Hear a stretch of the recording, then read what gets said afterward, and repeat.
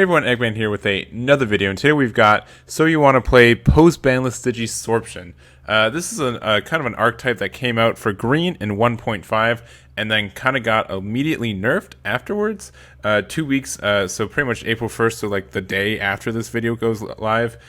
We have Hidden Potential discovered limited to 1, and Argamon limited to 1 as well. And you probably already know that, but it's happening for real now. We don't really have any more tournaments where you can have both those guys at 4. And so I want to make a video just going over the archetype in general, and then also just kind of how to build the deck after this, this ban list that's happening for this archetype. So let's go to first the Digi eggs that I think are viable for this deck. I think there's actually all three of these guys are actually very, very viable in their own ways. It's just kind of how you want to build your deck. I think off the bat, Argamon is probably the one that looks the best, because it just has this: when this Digimon becomes unsuspended in your unsuspend phase, gain 1 memory. So just getting like more memory is great. Of course, you have to be able to have your guys swing in and live and all that other stuff, which is kind of harder than it sounds. But you can also get it from using it to Digi-sorp and go from there. Digi-sorp and then it lives, and then you can just untap it during your turn, so you don't have to have it go into something, but you still have to make sure it survives later in the turn as well. We also have Miniomon, I think, which is slowly becoming a favorite. At first, I didn't think this was super good, but just the way how green works and how it's really good at just attacking over stuff. If you attack one of your opponent's Digimon, this Digimon gains plus 1k DP for the turn. I felt like this was just getting more and more worth it over time. I just like it a lot. And I don't think Tanamon is also a bad situation either. If you build that, you have a bunch of free or just 1 memory Digivolves, when attacking, if you Digivolve this turn, this Digimon gets plus 1k DP for the turn as well. So I like all these. Really, it just goes down to personal choice. Personally, I think getting either Minomon or Tanamon makes more sense to me, because I feel like you already have so much memory manipulation and cheating for your Digivolution sources that that extra memory at the beginning of your turn doesn't really do anything. And so I feel like getting that 1k boost to swing over things and have that potential to maybe live a security check a little bit easier, something like that, I think that's more worth it. But I think all three of these are just very, very viable. Next up, rookies. You want to play a lot of rookies in this deck, just because of how it works, especially with Digi-sorption. Being able to play a rookie for kind of cheap helps out the deck a lot. I would say you want to run at least, 7 of the 2/0, or the 2-drop Goblimons and Argamons.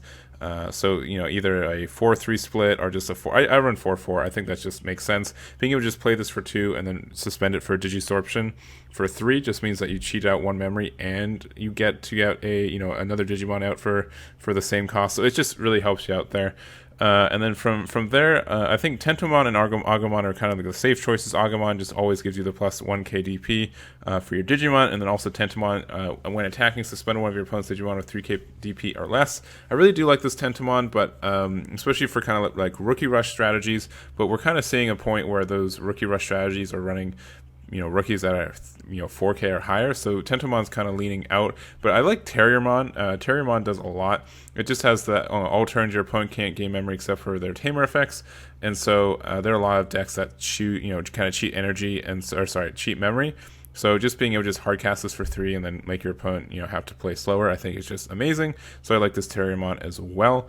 And then some additional kind of more off-ball choices. Arurumon is great just because it's a 2 cost, and so you can, if you don't need to Digivolve as much, if you don't want to rely on these guys, just being able to plop this down for 2 and a 5k I think is really nice. Palmon is good as well. On play, reveal 3 cards from your deck, add up to 1 level 4 among them to your hand, place the remaining cards at the bottom of your deck in any order. If you find yourself wanting to hardcast guys more often, and you want to play maybe more or less, more aggressive with your 4-drop ratios, Palmon I think is good. And there's also Wormmon. It's on deletion, so I don't really like Wormmon as much, but on deletion, reveal the top 3, add up to 1 level 4 or 5 among them to your hand, and place remaining at the bottom of your deck in any order. So this is kind of nice if you play it on something, you swing in for security, it dies, and then you get 2 plus off of it. But I think you want to have once again 7 or 8 of these vanilla ones here, and then just kind of fill out from the rest. You want as many rookies as you want, though, as you can get. So I think 16. Maybe you can go down to 14 or 15, but I always run at 16 just because it feels really, really good for green. Next up for champions, we kind of go 12 to 14. I guess it also depends on your rookies. But normally, my idea is that especially for this deck with the level 5 Argamon being reduced to 1, I feel you really need to run this Argamon. It's not like great value for Digi-sorption, but just the fact that it's another card that you can use for your Ceresmon for Digi-sorption, I think helps out a lot. And so I think 3 or 4 of this guy is pretty much warranted, any version of it. And then same kind of thing for Woodsmon. Just having a blocker is great. Hard casting for 5, and like just blockers are good cards. And obviously it's overstated because it is a blocker and all that kind of stuff. So 3 or 4 of these guys I think make sense from there. And then from the rest, I think you want to have some of your 1 Digivolve for the remaining spots for it. I think Vegemon's my favorite just because you can hard cast it for 4 if you really need to, and that can really be like just playing this 6k for 4 is just really great for stats wise. And then also Gargomon and Kabuterimon are both good as well. Kind of just goes to personal preference if you rather have something that you can hardcast for 5, but it's a 4 DP, or something that you can hardcast for 6 and it's 1D, it's 5 DP. So it's whatever one you like more, personal preference. I think Kabuterimon is still slightly better, especially if you're playing like just a bunch of other things that are like cheap to play. Then you can really just go for 1 there, and it just helps out. Both these have these inheritables. This card gains plus 1k DP for each of your opponent's suspended Digimon, so that helps out a lot as well. I think there's just some cute stuff you can do with these guys to make some powerful Digimons. Some other choices, Stingmon is good, but I don't, once per turn when this Digimon leads an opponent's Digimon in battle and survives, gain 1 memory. I don't think memory is a huge thing for this deck, so I didn't think it was really worth it. And then Togemon, when Digivolving with 3, reveal 3 cards from the top of your deck, add 1 level 5 or higher Digimon among them to your hand, place the remaining cards at the bottom of your deck in any order. It is Digivolve for 2 compared to 1, but if you're finding some consistency issues with your ratios or whatever, I think this could be a really good way to supplement that and perhaps draw more cards and see what you really need. Going for the ultimates, I definitely think you need to run 1 of these and 4 Blossomons. These are, I think, guaranteed for the slots just because they're Digi-sorption 3s, and so they're really easy to skip up to level 6. And I think they're just auto includes. So from there, I think you should add somewhere between 3 to 5, or I guess 3 to 7 from these ratios. Probably 8 to 10 is more manageable for this, but. So just your personal choices. I like Lilymon and Rapidmon for these spots immediately, just because this lets you suspend anything when attacking, which feels really good as long as they don't have blocker. And then Rapidmon, it's just kind of a version of these guys, but is a level 5 instead. Once again, if you discard against plus 1k DP for all your opponents suspended Digimon, so being able to have that really helps out. And you can just being able to hardcast this for 6 if you really need to. Not that you would have to a lot for this deck, but it is kind of flexible in that spot as well. And then some kind of other choices. Cherrymon is another blocker, is kind of good, especially because he is a 7k, so that kind of helps out your stat line there.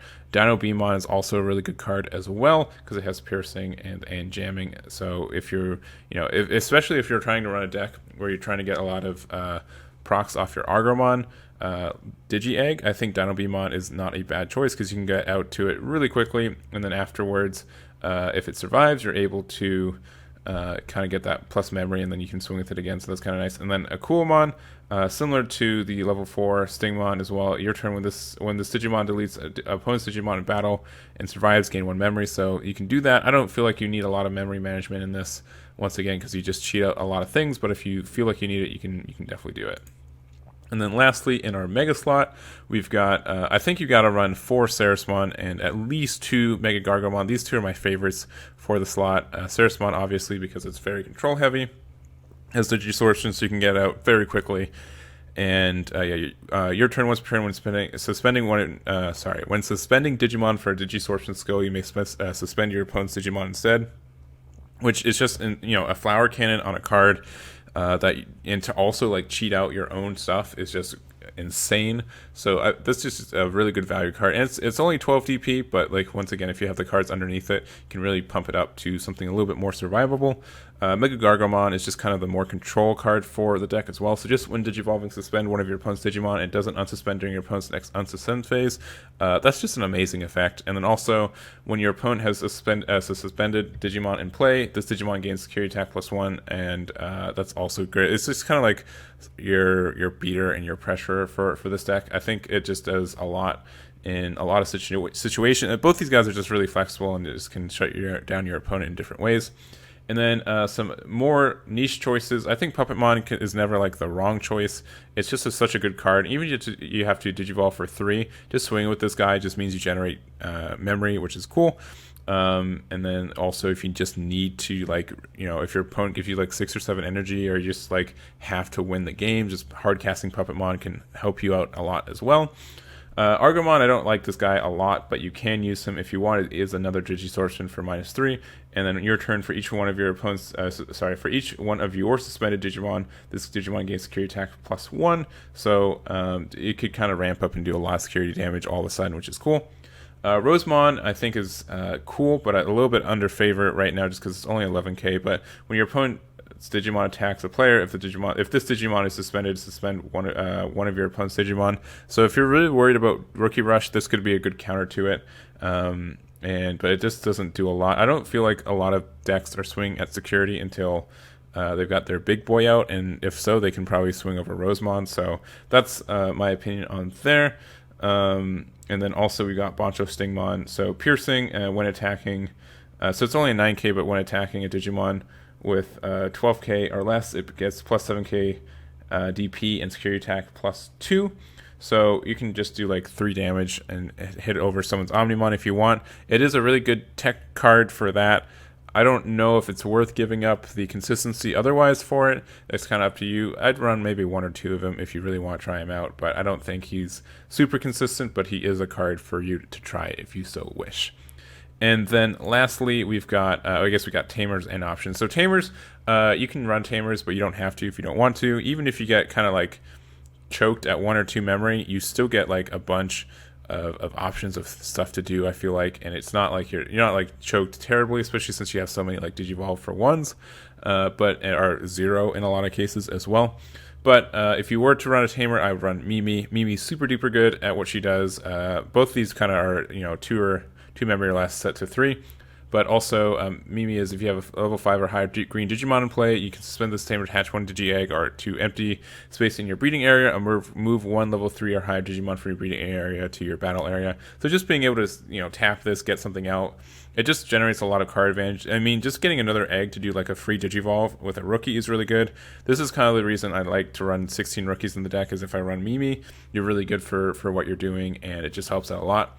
Like, I just feel like, you know, if you're choking out your opponent with if you have a Tamer out and your opponent doesn't, and you can just choke them out with your 3 memory to their 1 very easily, then your opponent just can't really do anything to you, and just feels really good. So I feel like this Mimi can secure games a lot of the time. And then we also have Ken, same thing, but on your turn, when one of your green or blue Digimon deletes an opponent's Digimon battle and survives, you have to suspend this Tamer to gain 1 memory. This is okay. I feel like we already have enough memory management as it is, that we don't really need Ken. But if you want to get more memory and like just really overflow your opponent with memory, you can definitely run Ken as well. And then lastly, for your option cards, you should definitely run at least 1 Hidden Potential discovered, because this card is really, really good. And just being able to get out your Ceresmon or your Mega Gargomon for free is good enough as it is. Obviously, there's a really good reason why this card is now banned, not banned, but limited to 1. But you can still use it at 1, so you totally should. And if you want some other cards, I think Flower Cannon is really good, especially if you're using a Mimi or Ken, just because you're able to guarantee you have enough memory to play it every turn. And then also Terra Cluster as well, if you want to run like some hard removal for your opponent's cards. And if you're not running like a Bancho Stingmon, I think Terra Clusters could be a good card as well if you're worried about doing that hard removal. And then lastly, here's my example list. This is a list that I've been running for the last little bit, and it's been doing very well. In my opinion, I really like running it. So my choices are, I like Minomon just because the idea of this deck is just to have like a lot of control aspects, attacking over your opponent's Digimon just to make sure they don't have a lot of things out as you slowly build your own board, and then you just go in when you have enough to kind of finish the game. So Minomon really helps that, being able to swing over, and then we do want to run 5 because we are running 3 Mimis. And I really like Mimi. I like this card a lot, and so I'm running 3 of it. If you don't like Tamers, you don't have to run them, but I like them. And that's also why I'm not running Argomon Digi-egg, because I'm running Mimis. If I hit one of these, then I'm just fine for the game and really don't need the Argomon props. And then, 16 rookies with 4 Goblimons, 4 Argomons, 4 Terriermons, and 4 Tentomons. Tentomons could also be Agumons, but I think this is just slightly better in what I'm doing. For my champions, I'm running 4 Vegimons, 3 Wizmons, 2 Kabuterimons, and 4 Argomon. I think like just being able to have more targets for Digi-sorption so my Ceres can do stuff every turn, I think is just too good to pass up. So 4 Argomons from there. I really do like Vegemon, even though it doesn't have any inheritables. If I have to hardcast them, I can and will. And then I just wanted to have 2 more level 1s, so I decided to do Kabuterimon, just because I felt like I had enough things to low cost anyways, that I could get away with it being a 6 cost, because I should be flexible in the cards that I see. From there, on my level 5s, I'm running 1 of the Argomons, of course, and then also 4 Blossomons, and then 2 Cherrymons and 3 Rapidmons. Since I'm only running 3 Woodsmon, I wanted to get a couple more blockers in this, so I think Cherrymon is a good substitute for that there. And he's also just a really cheap, level 5 from there. And then we also have Rapidmon as well. Also, he's just like the cheapest one to play hardcast if we really need to, which I wanted to have on there. And he does also have that inheritable that I like to do. And lastly, for our megas, for our megas, we have 4 Ceresmon and 3 Mega Gargomon, because Ceresmon is the bread and butter for this deck, but also Mega Gargomon can do a surprising amount of damage. Just being able to suspend one of our opponent's cards for a turn can be the same as just getting rid of it, which is all we need really. So just having this kind of control aspect to him, I think is really good, because even just being able to suspend him and you can attack over him next turn, I think is good enough a lot of the time. So that is my example list. Let me know what you guys think about it. Let me know what you guys are playing for this, and if you have any questions, let me know, and any suggestions for what next week's video for this kind of format, please let me know as well. So thank you guys so much for watching, and I'll catch you all next time.